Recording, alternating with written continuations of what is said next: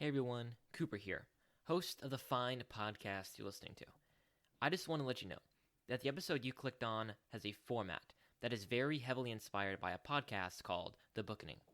To be clear, our thoughts and opinions in this episode are our own, but the format is very similar to this podcast. I just wanted to give you a heads up and give credit where it is due. With that out of the way, enjoy the show. Coming up next, the Space Trilogy, plus Mysterious Benedict Society, plus The False Prince, plus Dune.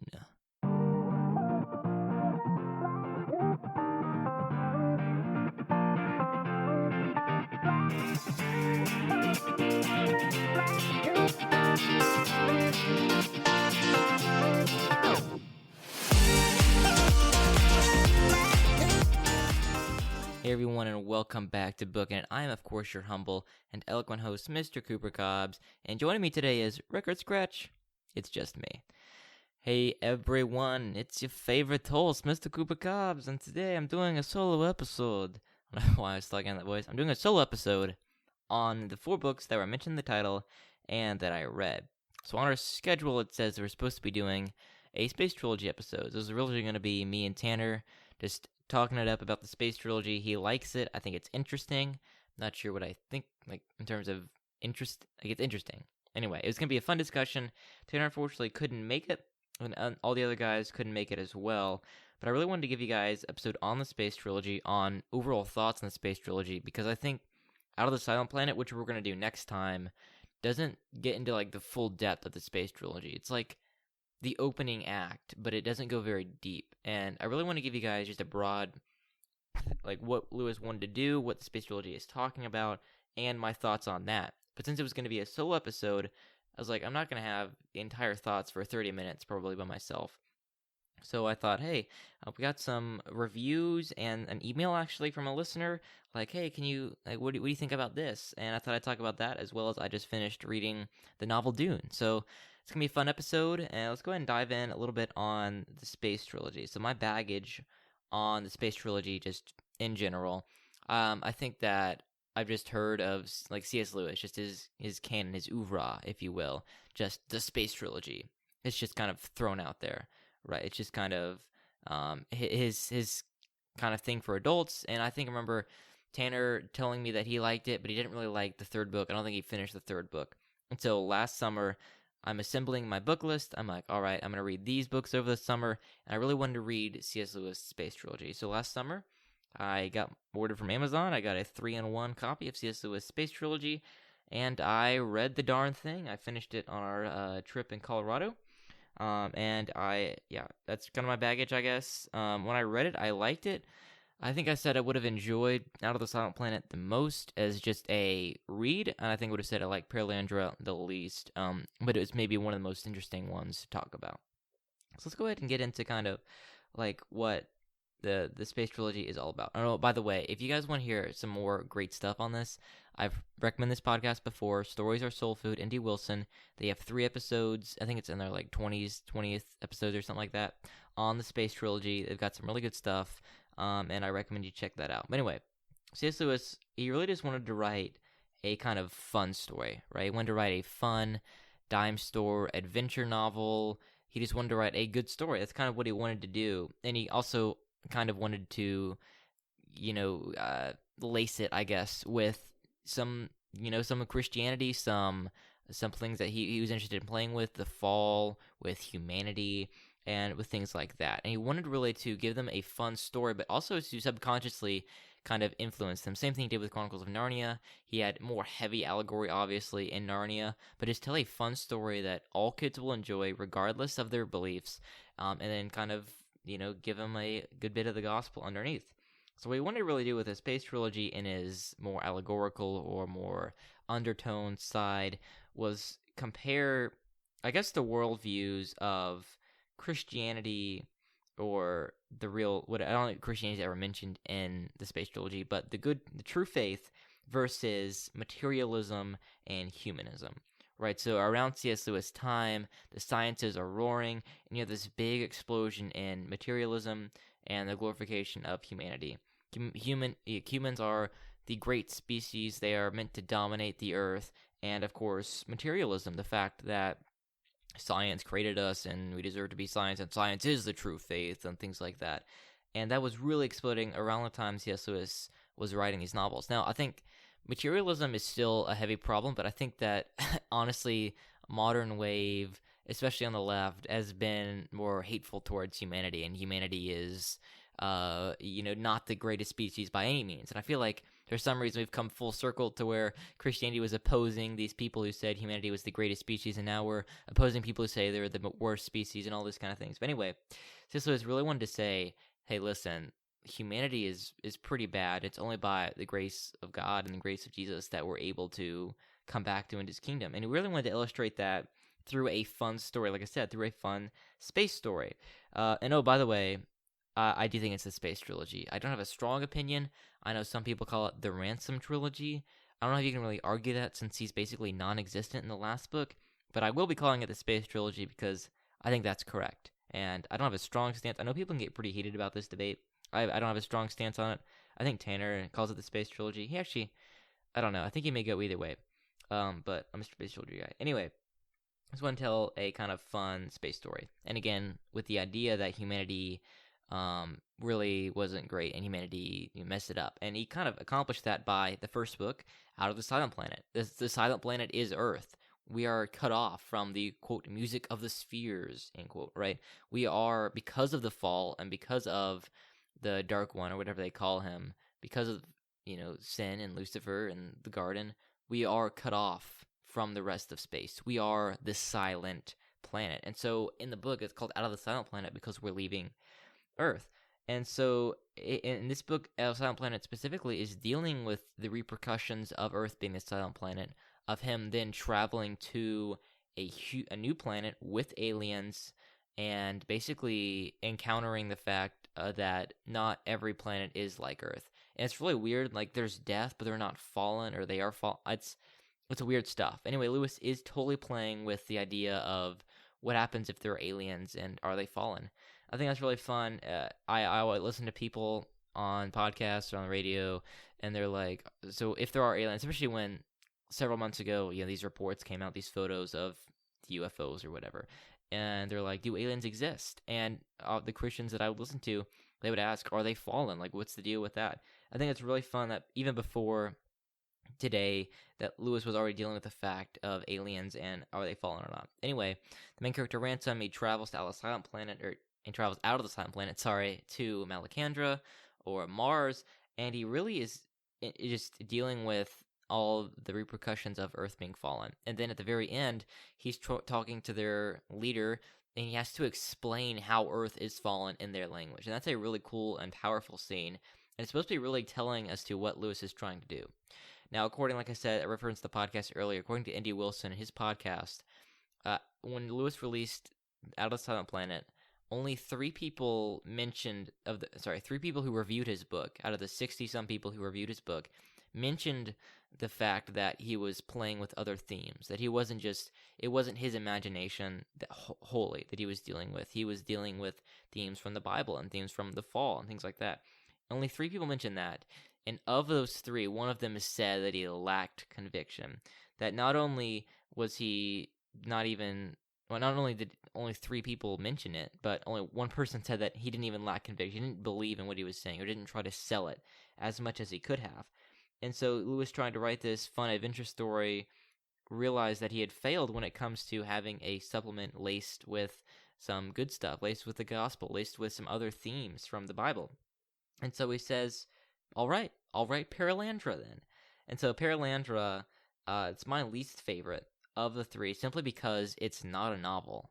Like, I don't know what you call it, but it's not a novel. It doesn't have a typical structure. It's just 80 pages of it. Half of it is literally just a dialogue between the devil and between, a human, and they're fighting over this lady who is basically supposed to represent Eve on Venus. Like, that's the plot.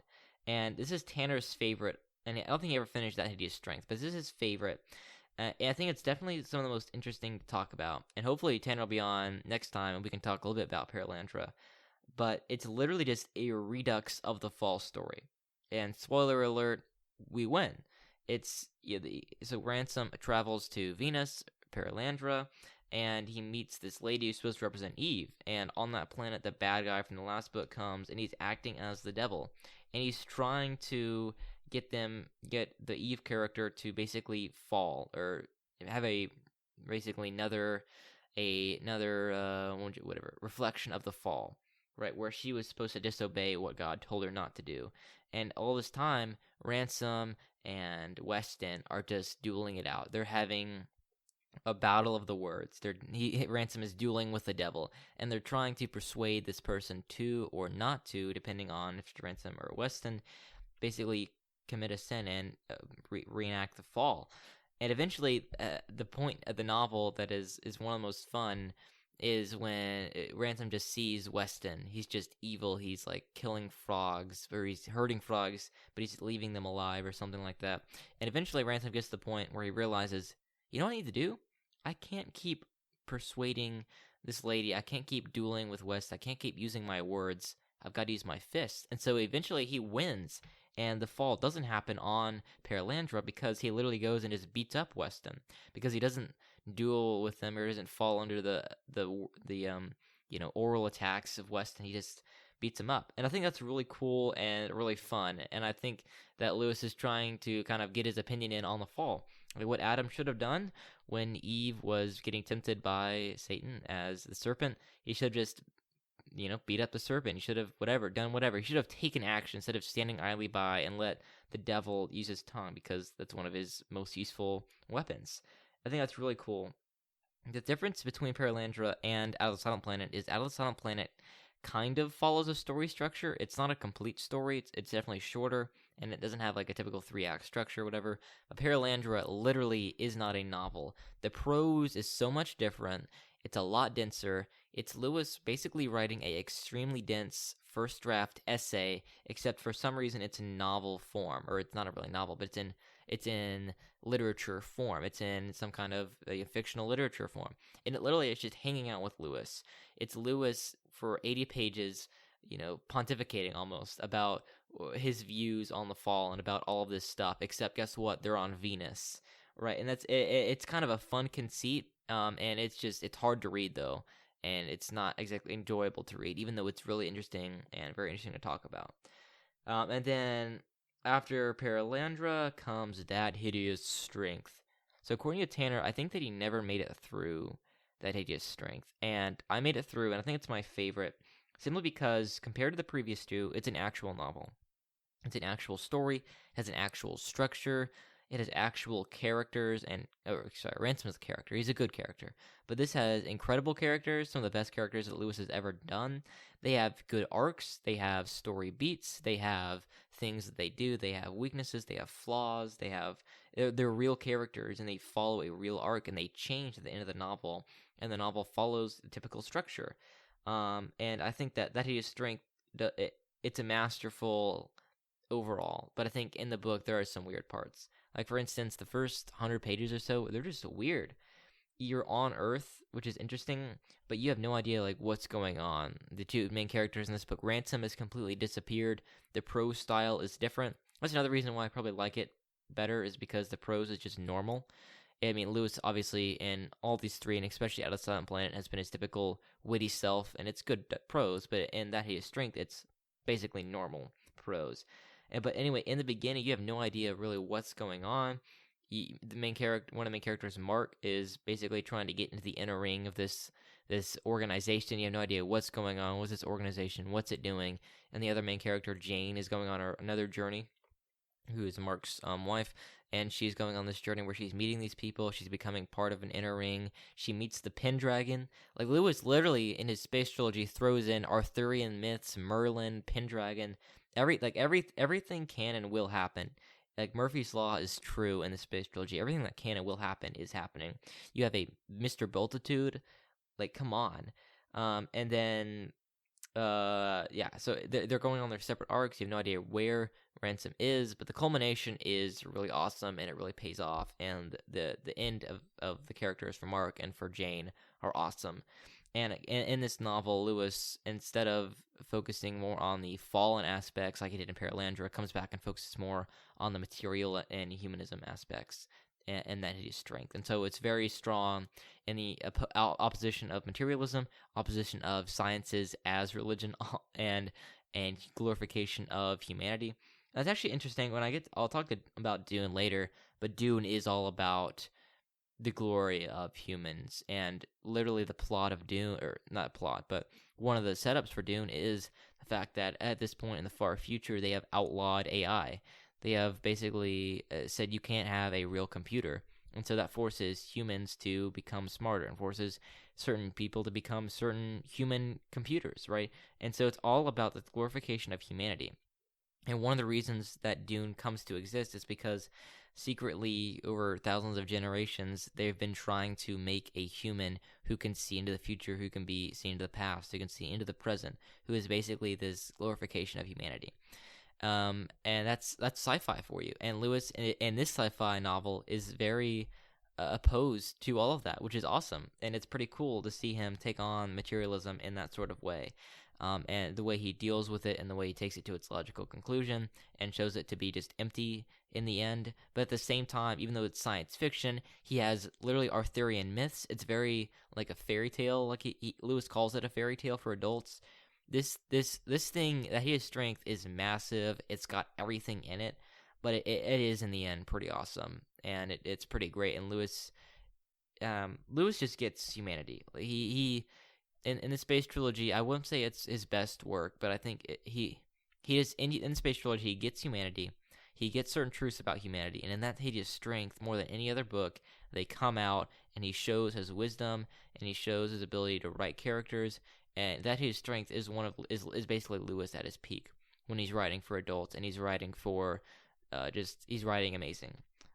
Yeah, so he just flexes his wisdom and his views on humanity, and it's an ultra flex in that he has strength, for sure. So that's kind of my overall view and take, as well as kind of my thoughts and the Space Trilogy itself. And then next week we'll get into more in depth on Out of the Silent Planet. But I think me and Tanner for sure would love to return at some point to Perelandra and that hideous strength, because there's so much in Perelandra, there's so much in that hideous strength that I just won't be able to get to by myself, and I don't have time for it today. But it's really interesting. I would recommend you read it, and I wouldn't recommend you read it too young, not because there's any like content issues, but because you just won't like it. It's at some points it's tough to read. So if you're a little bit older and you really want to read this, I would totally recommend it to you, simply because it's interesting and Lewis has a lot of wisdom to give you. All right, so next I think I'm talking about Mysterious Benedict Society. So a couple weeks ago, and I'm sorry, I think her name's Isabella, listener. I apologize for not responding to this sooner, but we got an email from a listener who says this, quote, "Dear Book in It, I believe your podcast is interesting. My good friend and I listened to the episodes together about the books we've read and discussed the questions brought up. My book suggestion is The Mysterious Benedict Society by Trenton Lee Stewart. I've read the first two books, The Mysterious Benedict Society and The Mysterious Benedict Society and The Perilous Journey, and I would personally enjoy hearing your perspectives on them. I enjoyed them as they have an interesting plot, insightful dialogue, well-developed characters. They are extremely interesting, and I believe you will all enjoy it. Sincerely, Isabella." Thank you so much for email, Isabella. I'm sorry I haven't responded to this, like I said. We're really busy, and as well, I didn't know what we were going to do. Are we going to do a full episode on this, or am I just going to give my thoughts? I think I'm just going to give my thoughts on this. So, I read The Mysterious Benedict Society, 7 or 8 years ago. I'm sure it was on one of those, homeschool lists that my mom found and gave the book to me. And actually, you know what? I think my great aunt gave it to me. That's what it was. Yeah, my great aunt gave it to me, and for Christmas or something, and I read it. And ever since then, it's been for sure one of my favorite books that's come out more recently. I think that it is well written for a modern book. It has some very fun dialogue. It has some very fun characters, and it does have a good plot. So, yeah, my thoughts on The Mysterious Benedict Society as a whole, I think it's actually really good. I think it's, as far as literature that's come out more recently specifically, it's very wholesome, it's very good, and for modern day especially, it's got good writing, it's got good characters, and I would highly recommend it to anyone as a read aloud or as a novel for yourself. It's very fun, and it's very fun, yeah. I'd say more specifically in my thoughts, is interesting because it's almost wish fulfillment, but it's not like terrible wish fulfillment, right? So the draw of Harry Potter is the wish fulfillment. It's, hey, you're an orphan, you're oppressed. Oh, and guess what? You're a famous wizard who saved the world and you're rich. And wouldn't everybody like to be Harry Potter? That's the draw of Harry Potter. And in a sense, this is a draw here, but it's not the same. Everybody, all the main characters in this book are orphans, and so you can kind of feel for them on a certain level, whether empathy or sympathy, or just the fact that you feel bad for them, and you kind of relate to them as well. The characters are very relatable, even though you're some obviously not everybody reading is going to be an orphan, but it's a wish fulfillment in a sense of everybody in this novel has come from a terrible past, and then they get to have this secret mission and then go save the world. And that's actually and I know so many books and movies have this kind of plot, but it's a really fun version of this. It's a really fun version of what if we were, orphans and nobodies, but now we're saving the world and we're on this very big important mission. And that's actually really kind of healthy wish fulfillment. It's not a wish fulfillment to where you don't want to be these people in a sense. You wouldn't trade places with them, but you can admire them and you could wish to, be better. You could wish to you go save the world. And what's wrong with telling a kid you can go save the world, right? I think that's really fun, and I would definitely recommend it to anybody. As far as the sequels go, I've read all the sequels, and none of them ever really match up to the first book. The first book is unparalleled in the series, at least, in my opinion. The later books just get a little bit more boring. They don't have the same amount of plot, the same amount of wit, and I don't think there's really anything too interesting with the characters, except for the third book. There is some more interesting stuff, but the first book especially is very good and highly recommended to everybody.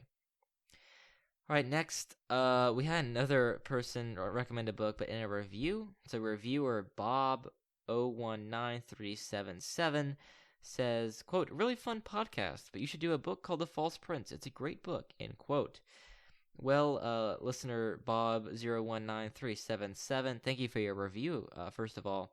But The False Prince. So, A False Prince was a book that I've read several years ago as well. I think my mom, again, had that to me because she saw it on a list. And much like The Mysterious Benedict Society, I think it's a rare exception to modern children's literature where it's actually written decently. I mean, obviously, the prose isn't going to be a Tolkien or anybody of that standard, but the prose for today is actually pretty good. And the author, Nielsen, puts in some work in the prose, so it's got good snappy dialogue, it's got some fun prose as well, and it's overall a really interesting book. It's a page turner, and so The False Prince is a fantasy novel, but it's not fantasy in the sense of it has fantastical or magical creatures. It's fantasy just in the sense that it's set in another world. There are I don't remember hearing it's just new countries, new places. It just medieval times, and that's kind of fun that there's no magical creatures because it's just a fantasy novel set in another time with just swords and things like that. The main character I find pretty fun. It's another orphan, or orphan king. Sorry, spoiler alerts. You find out the main character at the end of the book is a king, and so the first book especially is really fun because at the start of the novel, for several years, the kingdom that you live in has been without a king, and this nobleman from this country is rounding up boys who resembled the basically crown prince, and he's going to try and fool all the other noblemen into thinking that this guy is actually the king, and he's going to be a puppet ruler, right? And then the main character is one of these people who is selected, and the whole book has this great plot. You're going back and forth of who's gonna win out the right to become the false prince, right, between the other main characters. Eventually the main character wins it, but reveals that he is actually the real prince, that he's actually the real king, and throws the nobleman in jail. So that's kind of the end of the first book, spoiler alert, like I said. But the rest of the books are also really fun because there's just a bunch of stuff that happens because he declared himself king. Like, it started a bunch of wars and things like that. And so it's really fun. It's got a pretty fun plot. It's a pretty fun fantasy novel considering it doesn't have any fantastical creatures. And like I said, it's well written for the time period. It's another one that I would highly recommend to you guys as well. And the next, last but not least, Dune. So I had never heard of Dune at all until over a year ago when the first trailers for the movie started coming out. And I saw it, I'm like, man, this looks epic, right? And so I saw it in theaters, and I liked it. I mean, I didn't like love it, but I liked the movie, and I had wanted to read the book ever since. And so on a recent road trip to go skiing with some friends, I was riding in their car, and their dad had been reading Dune, and he was telling me about it. And on the way home, I actually picked Dune up and I started reading it. And so I read the first 150 pages or so on, the 10-hour road trip home, or part of that road trip home. I read it, and I was hooked. Like, it was a page turner. I was turning the pages fast, and I was sad when I had to give the book back to my friend's dad. Anyway, a couple of days ago, I actually ended up buying Dune at my local Barnes and Noble, and I finished it that day. And I have to say, I think Dune's pretty great. I think that as a sci-fi novel, it's pretty fun. The first 300 pages were extremely good, page-turner pages, and the last 300 were okay for me. The last 300 got weirder, they got more mystical, more Messiah-y, and I think that the first 300, though, are very masterful for sure. I would recommend not reading any of the sequels. I read the first sequel, Dune Messiah, and was kind of let down by it. Like, it wasn't that great compared to the first book, and I've heard that the sequels just keep getting progressively worse. But Dune Messiah does have a kind of cool ending to Paul Atreides, the character. The Dune is interesting, like I mentioned earlier, because the whole point of it is to kind of glorify humanity. It's to find this person who will become the golden version of humanity, the Kwisatz Haderach, right? And so again, then it kind of turns it on its head and says, what if this guy isn't who you thought he was going to be, and he becomes the Muad'Dib and all this kind of stuff. But it's really fun because it's just a straight up hero's journey. It's a straight up man becoming, or boy becoming a wholly different person. But it's really fun. It's set in a sci-fi environment, obviously, which is incredibly awesome. It's got great world building. The writing is decent, especially for a pulpy novel. Like, he put some work into it. The action scenes are really, really well written. It's got some great action in it. And the depth is just awesome. So if you see the movie, the movie covers a little over half of the book, and especially the first half of the movie, it just misses out on all this depth. Like, the author, Frank Herbert, just goes into so much depth with the characters, with the politics behind the move, with thinking steps ahead, and it's just a really fun opener, especially. So I would recommend Dune to a lot of people, and just the first book. I don't know if the investment of reading the sequels is worth your time, but this is not a book that I would recommend to younger kids, especially. Well, there's just there's a little bit of language, there's a little bit of violence. There's also just some other gross stuff with the Baron Harkonnen and some other tension between, Jessica and Leto. Just stuff like that I would be like, I wouldn't give this to a 12 or 13-year-old. But I think it's really fun, and I would recommend it for sure. All right, guys. Well, hope you enjoyed that discussion, that solo episode. Then I'll go ahead and do some donor shout-outs. And, of course, if you want a donor shout-out, make sure you go to patreon.com/booknet. Donate to any tier, $5 or above, and we'll shout you out here on the podcast. So I'm just going to go ahead and shout you guys out today. So thank you to our patrons: Nana, Van Pappy and Wayla, Mike and Sylvia, Mr. Mike and Miss Laura, Uncle Sebby, Aunt Jenny, Uncle Sam, Moses, Zara, Anna, Emily, and Becky. We guys appreciate you so much, and we really appreciate your support. Again, if you'd like to support us, make sure you go to that link down below. And make sure you guys give us a 5-star rating and review. That would really, really help us a lot. If you guys want to send us an email like Isabella did, our email address is booknetpod4@gmail.com. You can go find that and send us an email. We'd love to hear from you. Besides that, yeah, guys, enjoy your week. And we'll be back next time with our review of Out of the Silent Planet, the first book in C.S. Lewis' Space Trilogy. And until then, keep on booking it.